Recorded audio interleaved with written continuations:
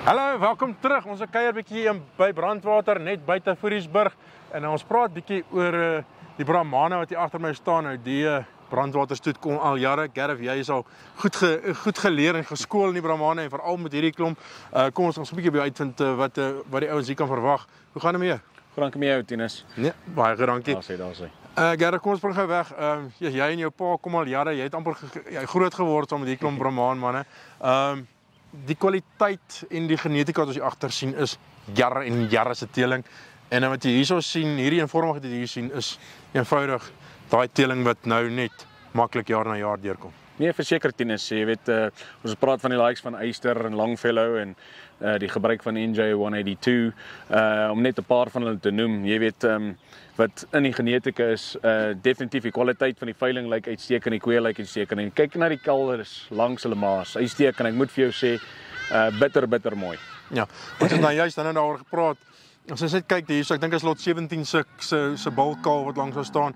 Daai is amper, ek kan sê daai is klaar 'n stoetbul wat daar langs staan. Hy moet net iets verkeerd loop tussen nou en dan nie. Maar dis om te sien die kwaliteit wat die ma is. 'n Ma is wat sy teel. En as dit langs staan, beteken jy is op die regte plek. Nee, verseker Tinus, jy weet as jy nou praat met die manne wat al rukkie in die bedryf is en goeters, jy weet 'n stoetbul uit 'n ma. En ek moet vir jou sê so lot 17 uitstekende koei en jy kan dit self in die bulkalf sien ook. Jy weet definitief stoetpotensiaal daarso.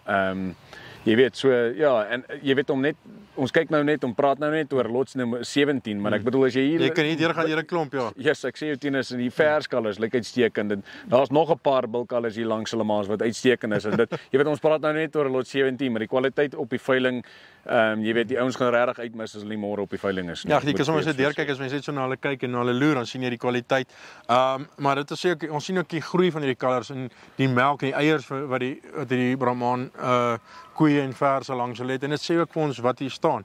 En wat hulle het, dit melk in hierdie suurwêreld en hierdie moeilike wêreld wat ons laaste 2 weke gereën, kyk hierdie haarkwaliteit van hierdie diere. Yes. Is ongelooflik en die ouens kan môre kom en met vrymoedigheid koop. Verseker Tinus, ek stem saam met jou daar. Jy weet, 'n groot ding is jy wil hê jou kalf moet langs sy ma groei.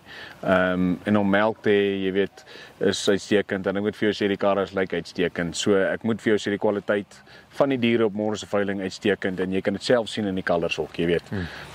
Gareth, dankie altyd met my gesels. Sien uit om te sien wat môre gebeur dan praat ons later weer. 100% so Tinus, lekker dag verder, ons praat weer. As jy nie kan wees nie, Meerkat aanlyn. Maak seker jy koop dan aanlyn. Anderste, kom deur. Ons is so 7 km aan die ander kant van Foriesburg op pad Clarence toe. Kom geniet die dag saam met ons. En ja, ek sê altyd koop wat jy wil hê en nie wat oorbly nie. Dis wat sin maak. Tot die volgende keer. Totsiens.